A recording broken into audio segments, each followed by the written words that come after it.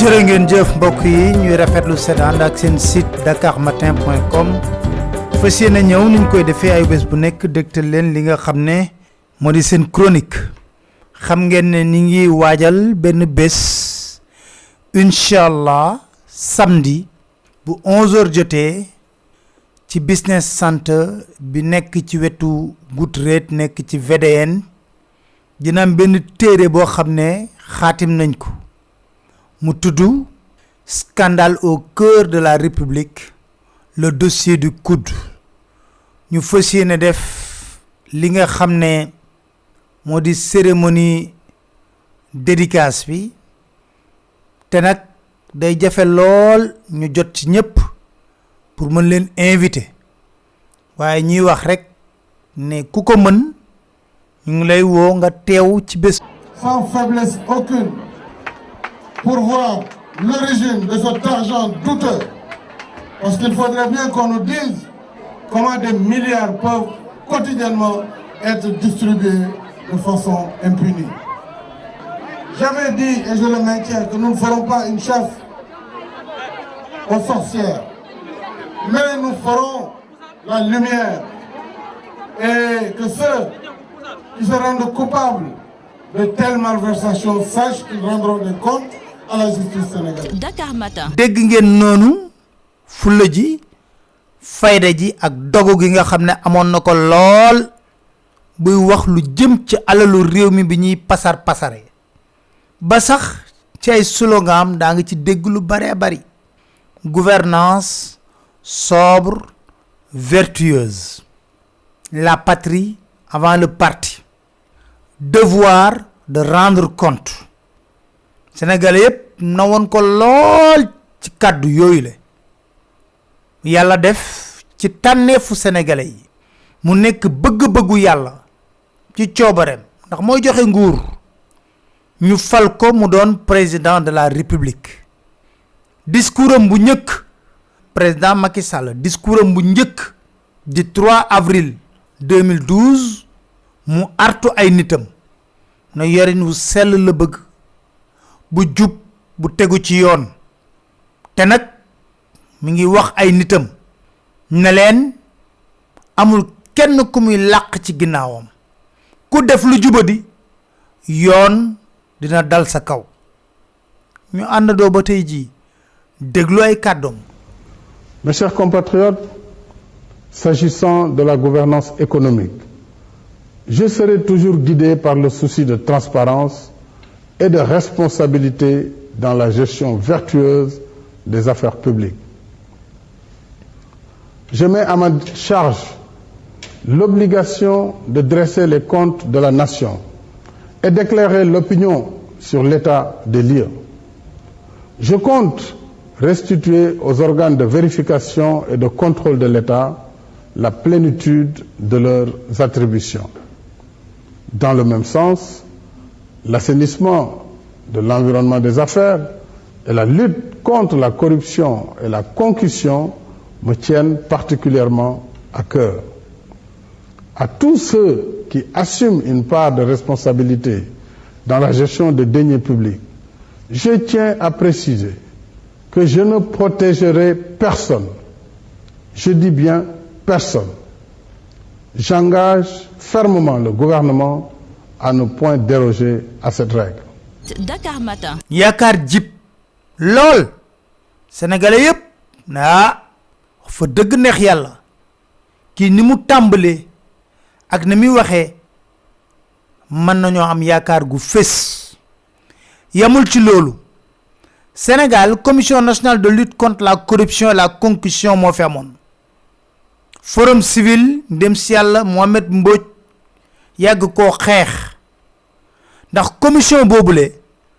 dana liggéey rek wan ger gi fu mu toll jox ko président de la république rapport bi daawul génn président Macky Sall ba mu ñëwee toog mu fëgg dënnam ne loolu day changer ñu créé lan OFNAC nekk office boo xam ne mooy xeex lépp lu jëm ci ger képp kuy doomu sénégalais mën ngaa xëy bind benn bataaxal def dénonciation OFNAC càmbar ko ba xam la ca am na ñun ci jotoon a jàpp ña nekkoon doon def trafic de permis ca Louga waaye kan ca jàppoon yàlla dafa defoon mu nekk militant APR président génne ko koso nommé ko PCA feneen loolu wane beneen mbir moom président Macky Sall da doon kañ boppam ci OFNAC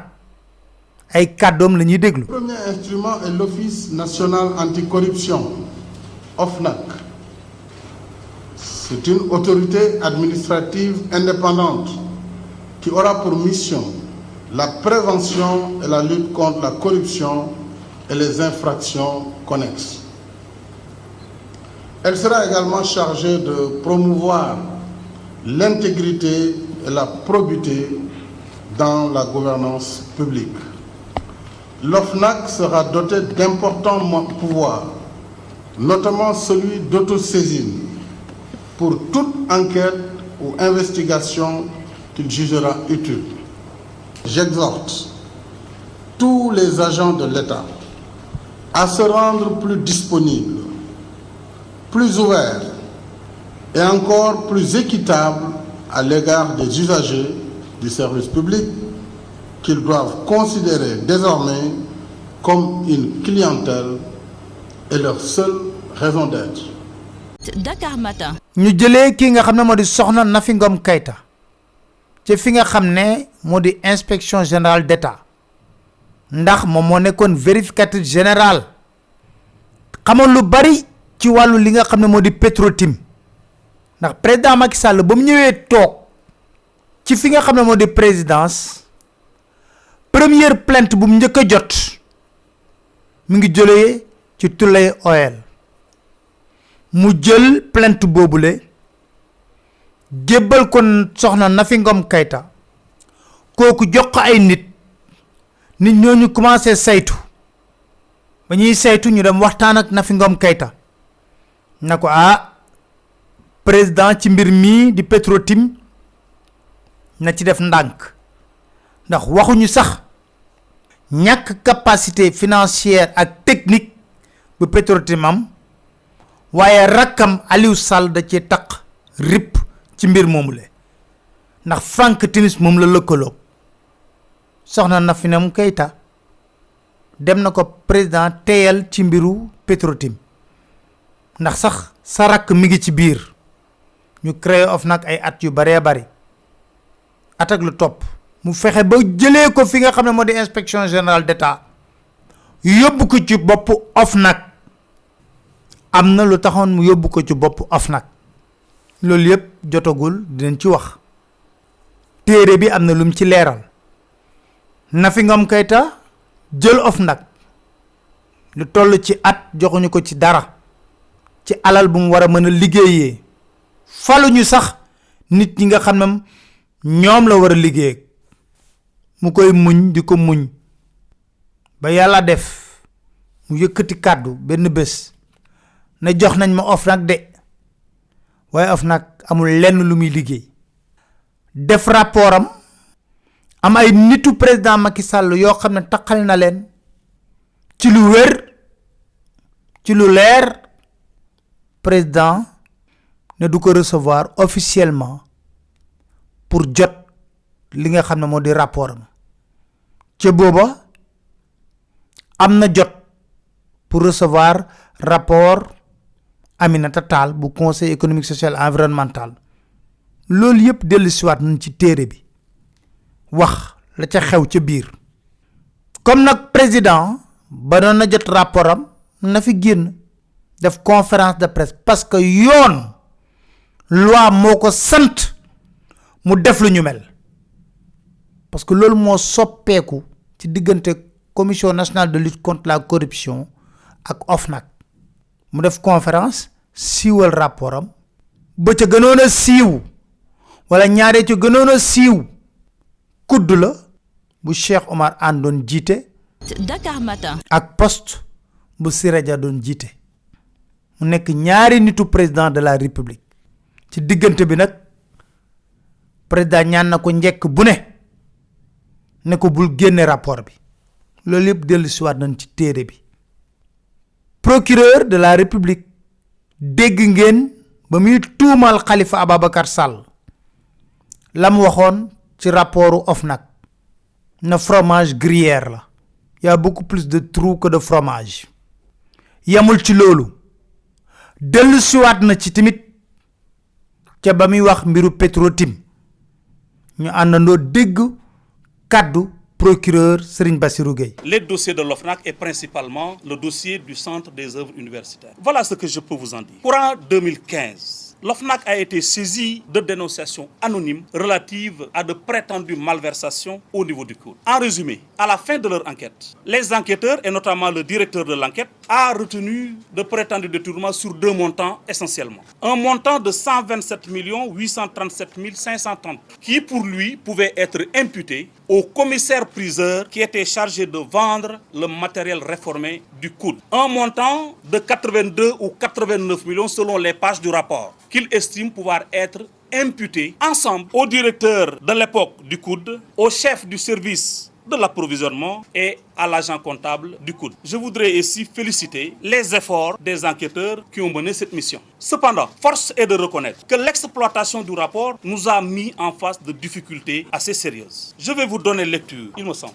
utile, de la 11e et dernière page de l'exemplaire numéro 1 du rapport original qui a été effectué. Je peux le faire sur le fondement de l'article 11 du Code de procédure pénale qui stipule, je vous donne les dispositions de l'article 11. Toutefois, pour prévenir la propagation d'informations parcellaires ou inexactes, ou pour mettre fin à un trouble à l'ordre public, le procureur de la République peut, en relation avec sa hiérarchie, rendre public par un point de presse des éléments objectifs tirés de la procédure, mais ne comportant aucune appréciation sur le bien fondé des indices ou charges retenus contre les personnes mises en cause. C'est sur le fondement de cet article que je vais vous lire la 11e et dernière page du rapport. L'enquêteur dit, relativement au détournement de 82 millions, il dit que les responsables sont le directeur du COUD, le régisseur, chef du service d'approvisionnement et l'agent comptable. Et il situe les responsabilités. Il dit que c'est le chef du service de l'approvisionnement à encaisser l'argent auprès de l'agent comptable et à effectuer les dépenses. Fin de citation. Vous vous rendez compte qu'à partir du moment où le rapport qui impute des détournements finit par établir que l'argent a été reçu et a été dépensé, il nous semble qu'il y a des choses à préciser. Mais la difficulté ne se situe pas seulement à ce niveau. L'autre difficulté est due au fait que, en matière judiciaire, il y a un principe sacro-saint en matière pénale du contradictoire. Et de ce point de vue, je peux vous affirmer que, en ce qui concerne le montant de 127 millions, la personne sur qui pèse la charge a été entendue, qui a donné ses explications, qui a donné ses arguments qu'il estime devoir produire. Cependant, relativement au montant de 82 millions ou 89 millions selon la page du rapport, pour ce montant, le directeur du COUD à qui le montant est imputé n'a malheureusement pas été entendu. Le rapport ne lui a pas été encore communiqué, de même que les personnes qui étaient en charge d'exécuter le dit marché. Comme je l'ai dit tout à l'heure aussi, le montant tantôt est de 89 millions ou de 82 millions. C'est sur cette base que nous avons décidé de faire un retour du rapport à l'envoyeur. Le rapport sera retourné à l'OFNAC pour être utile, c'est-à-dire pour que le principe du contradictoire soit respecté. À l'issue, je reviendrai ici pour vous parler de l'ensemble des dossiers de l'OFNAC qui font déjà l'objet d'un document synoptique de 14 pages déjà et qui comporte 17 rapports. 17 rapports nous ont été communiqués jusque-là. Les notes explicatives ont été dressées. Le tableau synoptique a été établi. 2 autres rapports viennent de nous être communiqués. Ils seront pris en charge et que l'ensemble de ces documents, nous ferons une communication pour éclairer la lanterne des Sénégalais. Dakar Matin. mu mel ni Serigne Bassirou Gueye dafa sol robe avocat di défendre Cheikh Omar Anne ci rapport bu génn rapport naam mën naa génn rapport bu génnee na justice atte ci amaana mën na la atte nga set waaye nag la ca xew moo di président dàq Nafi Ngom Keïta yóbbu fa Seynabou Ndiaye Diakhaté waaye bu kenn fàtte ne Seynabou Ndiaye Diakhaté nekkoon na fi doyen des juges ba procureur waxee la muy wax ca conférence ba Seynabou Ndiaye Diakhaté tontu na ko ñu àndandoo déglu tontu Seynabou Ndiaye Diakhaté. J'ai beaucoup de respect pour mon collègue le procureur de la République, mais ça m'étonnerait qu'il puisse nous retourner un dossier d'enquête. La procédure pénale en cours à l'OFNAC n'est pas celle qui est prévue dans le code de procédure pénale. L'OFNAC ne travaille ni sous l'autorité, ni sous la direction du procureur de la République. Ce sont les officiers de police judiciaire et les agents de police judiciaire qui travaillent sous son autorité. L'OFNAC n'est ni l'un ni l'autre. Le dossier du cours a été transmis au procureur depuis 4 ans. Lui-même, il le dit. Il vous a dit qu'il a reçu 19 dossiers de l'OFNAC et aucun dossier n'a été exploité. Je l'invite plutôt à exploiter les dossiers reçus de l'OFNAC pour prendre une décision. Si je devais contribuer à son travail, je lui aurais suggéré de saisir un juge d'instruction qui, par voie de délégation judiciaire, pourrait saisir un officier de police judiciaire et lui demander de poser des actes. Ce que le procureur ne peut pas faire vis-à-vis de l'OFNAC. Ce dossier fait partie des 17 dossiers que le procureur dit avoir reçus. Je pense que s'il avait exploité ce dossier, cette question ne me serait pas posée aujourd'hui. L'OFNAC a fait son travail dans le respect des règles et principes qui gouvernent toute enquête et a remis tous les dossiers au procureur de la République. À lui d'en tirer toutes les conséquences. Dakar Matin. xamal ko liggéeyam ndax nag Seynabou Ndiaye Diakhaté nekkoon na doyen des juges xamal liggéeyam procureur lu mën a jàppit téere bi dellusiwaat na ci loolu yëpp di ay jaar-jaar ak tamit métital gi nu métital kii di Nafi Ngom Keïta ba muy dem waa Pàkku Lambaay dañ ko doon tàccu di ko sargal waaye am na kàddu yoo xam ne moom rotaloon na ko ci njariñ ci taxawaay boo xam ne képp kuy doomu sénégalais képp kuy fonctionnaire laa wax alalu réew mi di jaar sa loxo nga nekk patriote war nga am benn xeetu taxawaay mu nekkee ne dañuy jalgati kon ñu déglu soxna Nafi Ngom Keïta lam ñu waxoon mu nekk lu am solo. mission bi nga xam ne nag dañ ma ko santoon ma di ko liggéey fii ci OFNAC bi ñu commencé installé wu fii ñu nekk nii ba ni ñu présenté rapport boobu ñu fi génne woon fan yële mission la boo xam ne dafa doy waar lool metti lool ndax bu fekkee da ngaa bëgg a songu ger ak fraude yaa ngi songu lu doy waar lu metti ndax ñi ci nekk ay boroomu alal lañu boroomu ay milliards lañu waaye aussi yaa ngi songu li nga xam ne dafa doy waar te complexe parce que la corruption combat la lutte contre la corruption maanaam guerre bi alal jiñ ciy jëlee moom la ñuy jël di ko xeexe ñiy xeex corruption te loolu dafa tax liggéey bi metti délicat xam nga ne Mouska la fu mu toll ni man am 59 ans ànd ak yéen ñuy liggéey fii ñuy wax di la waxal loo deful la dëkkal foo dëkkul bés bu ne di la ŋàññi te buñ la ŋàññee ñu ne Sénégal la nga noppul de bul wax dara de bul tontu waa doo tontu parce que tontu yu bari baaxul waaye boo waree seetal sa der it nga seetal sa der ndax sunu yaay Aïcha mi nga xam ne moo nekkoon soxna yonent yàlla Muhammad alayhi salaatu wassalaam bañ ko tuumaalee aaya yàlla dafa wàcce aaya seetal ko kon loolu maa ngi leen di jox rendez-vous peut-être semaine prochaine pour seetal yooyu ak waxtaan ak yéen ci yeneen li ma bëgg a wax rek mooy aventure bu doy waar la woon daal ñu ànd ko fii li ñu gën a neex nag mooy ni nga xam ne wóolu ngeen ñi yéen sénégalais yéen ñi nekk fii ak ñi nekk bitim réew jot nañ fii lu ëpp junni ak juróom-ñett fukki plainte ak dénonciation plainte mooy li nga xam ne bu dee guerre bi dañ laa laaj xaalis mu metti ci yow da nga ko subir nga def plainte bu dee guerre bi la bu dee kii la aussi dénonciation mooy loo xam ne lii ñuy mbambe Sonko nii di coow fan yi yëpp maa ngi yëgle ne obligation de réserve depuis ñu voté convention des Nations Unies contre la corruption convention wu Union africaine ak protocole de la CEDEAO maanaam charte yi nga xam ne dañ ko tënk ci bitim réew pour di ci xeex ak guerre ak lépp luy forot ak yooyu ak lu mel ni loolu ak jalgati alalu réew mi ak def ko noo ko war te def ak yàq ko maa ngi ne convention yi daf ñoo sant ñuy dénoncer dafa am ñun ñoo xaw a tardé rek Sénégal boo demee Afrique yëpp ak ci àdduna bi yëpp dañuy am ay loi ci loolu loi bu njëkk bi mooy loi boo xam ne dañ naan loi bi bu informer leen citoyens yi dee leen wax ak citoyens yi par exemple boo waree wut bulletin de naissance extrait de naissance wala nga war a wut certificat de mariage na nga fekk yow citoyen ñu defal la benn procédure ne la lii ngay fay bu ñu la lii ngay fay bu fekkee ne 1000 francs nga war a fay boo ñëwee bu ñu la laajee 5000 di nga xam ne dañ lay nax waruñu la laaj 5000 dem naa Arabie Saoudite gis na ñu bind ay Lacoste am ku sol Lacoste ñu bind nii ne chariot bi mu yor nii 10 rial nga ciy fay 10 rial mooy 1500 xam nga kooku kon du mën a ger donc loi yoo xam ne citoyens yi dañ leen di jox information pourtant réew mi liggéey na liggéey bu am solo ci allègement procédure yooyu yëpp bind nañ ko li des nag mooy nit ñi xam soo jógee di wuti permis de conduire wala ngay wuti lu mel ni permis pour tabax wala leneen dangaa war ñu informer loolu dañ ci war a am loi mais loi bi ëpp solo mooy loi bi fonctionnaire bi nekk ci kër gii par exemple yaa ngi OFNAC gis nga ne OFNAC gii dañ fiy jalgati da nga koo war a dem waxi ba pare ñu protéger la fay la teg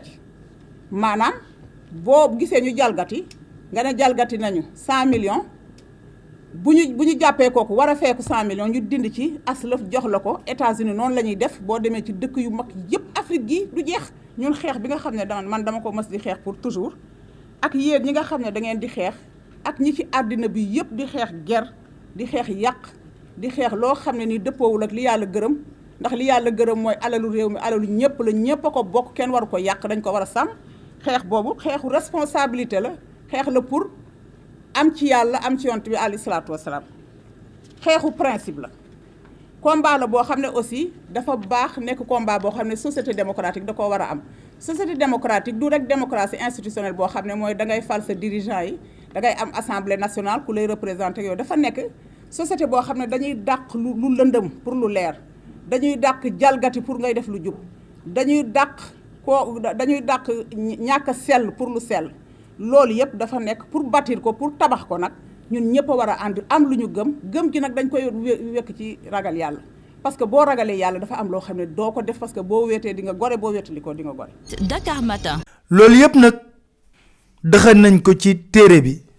fas yéene ko jox sénégalais yi ci dal ci tekk ak ci teey ak ci yiw di wax rek ne incha allah samedi 1er février bu 11h jotee képp ku bëgg a ñëw mën ngaa ñëw ñu toog waxtaan lépp ci yiw ndax li ma yàgg a wax di ko waxaat Sénégal rek moo ñu ñor li ci des yépp nañ ko bàyyi ci ginnaaw leen sant di leen gërëm leen dig daje àllarba bi di ñëw seen beneen chronique seen site dakarmatin.com incha allah.